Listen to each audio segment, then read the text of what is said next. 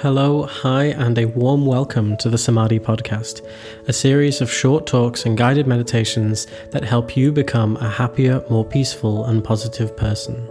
Learn how to calm the mind, deeply relax, gain control of feelings and emotions, and let go of stress and anxiety.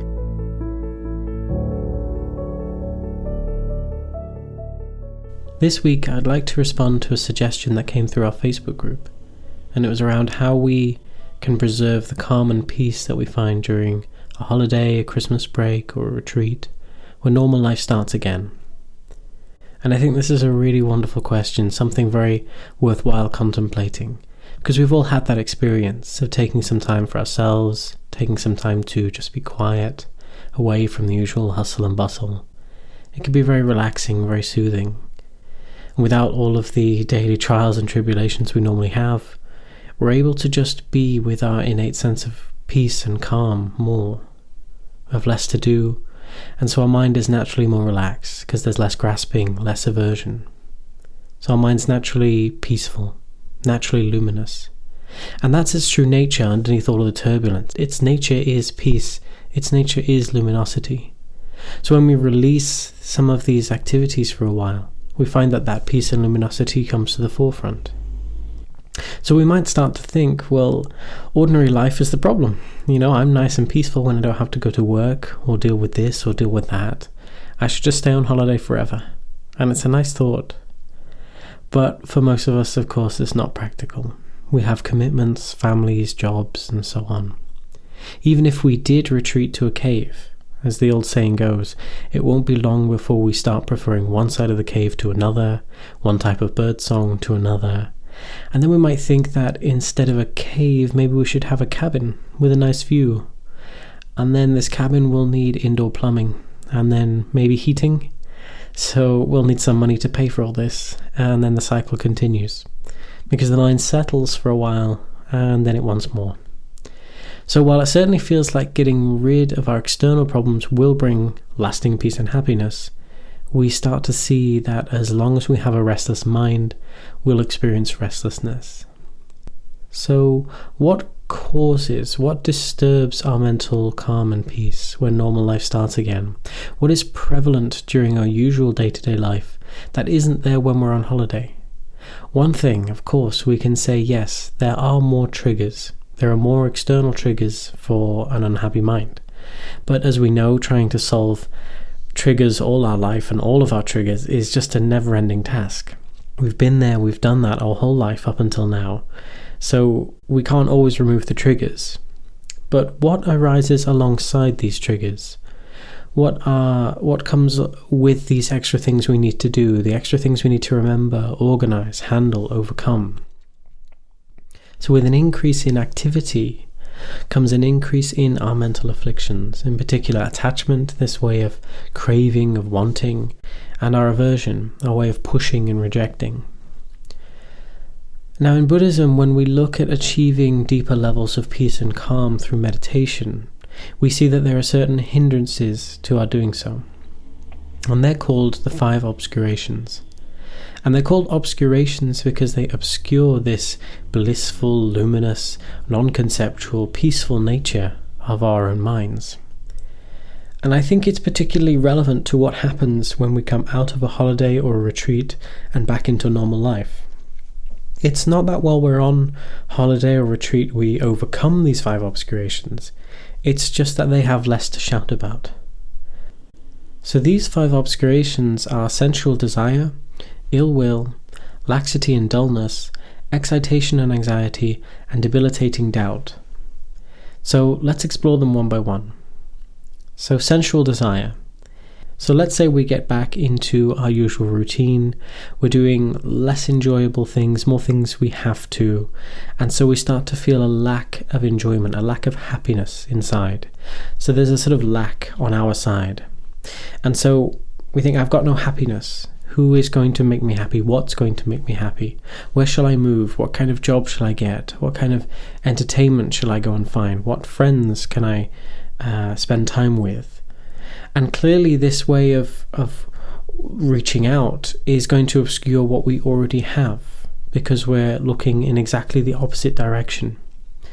So what we need to do instead is unveil the natural peace and bliss of the mind. Instead of going, forget these veils, I can fix this, I can fix that, I just need somebody, I need better food, I need a better place to live, a nicer car, and so on, that will do it. So, but it's broader than that. It is fixation with the material world as a whole, money, power, status, wealth and everything that wealth can purchase, power and everything you can do with power, and status, everything you can do with status.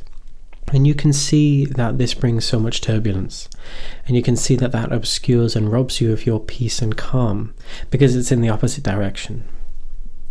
So that's the first one. Then the second, we have ill will. So we start to experience and see people and things that we don't care for, and we think negatively about them. They make promises they don't keep. They're disrespectful.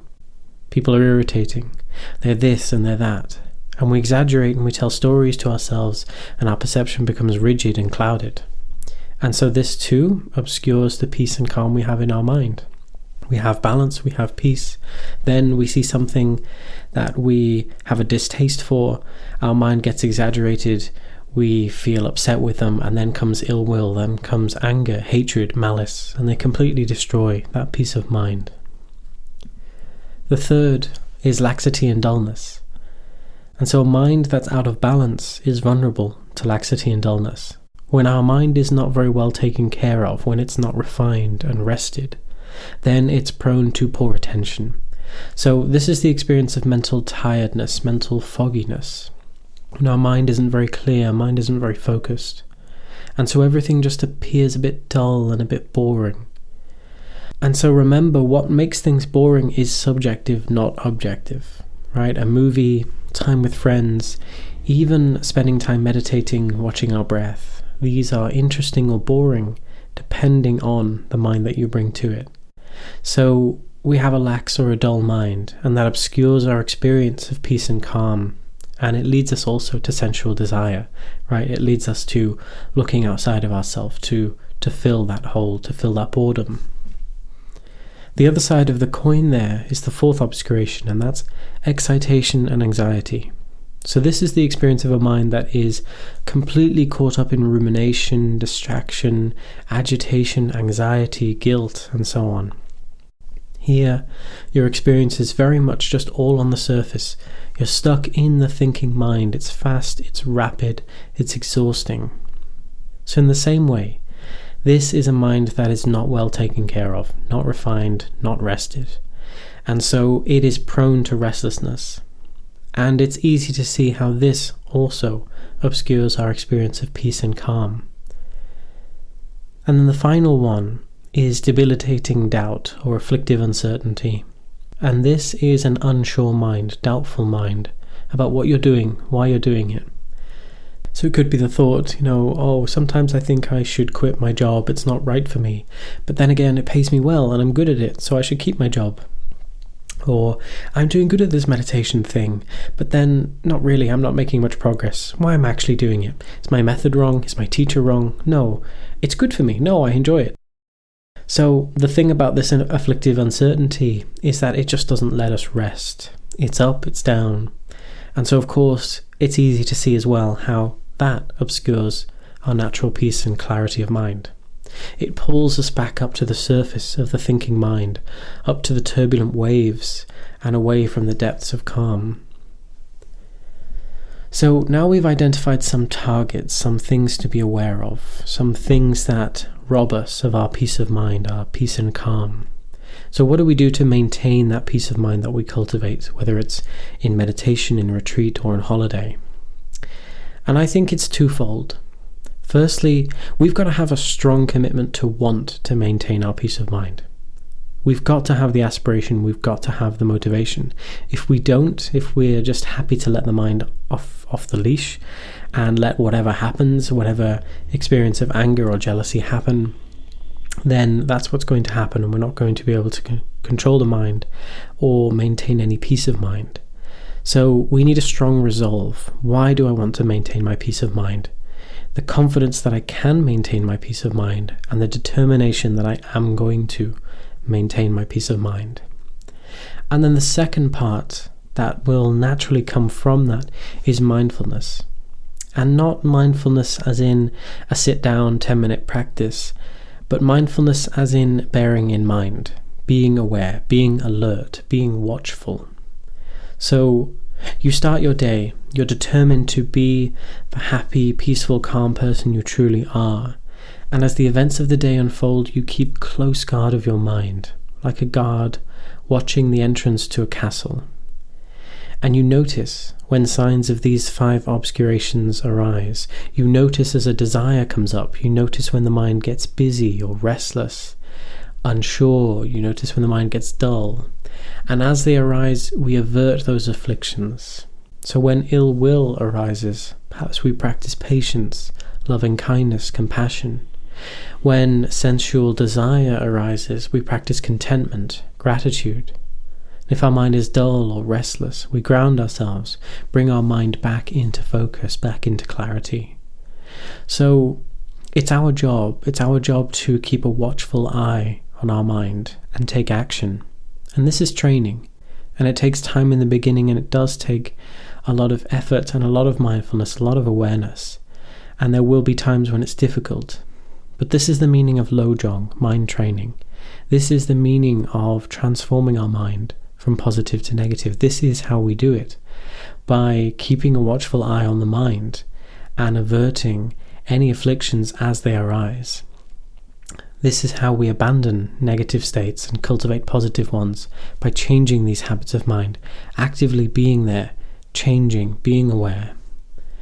And now, of course, daily meditation practice is going to be of immeasurable value here. We need to actually have familiarity with our mind when it is calm and peaceful, when it is rested and healthy, in order to keep coming back to it. I wanted to thank you for listening to this week's podcast, and I hope it brings some benefit to you. If you would like to learn more about meditation or join us for our free weekly online meditation sessions, then please join our Samadhi community on Facebook. Just go to our website, samadhi.org.uk, click on support, then click on join our Samadhi Sangha, and you can find out all the information there. Please don't forget to subscribe and share, and I hope to see you again soon.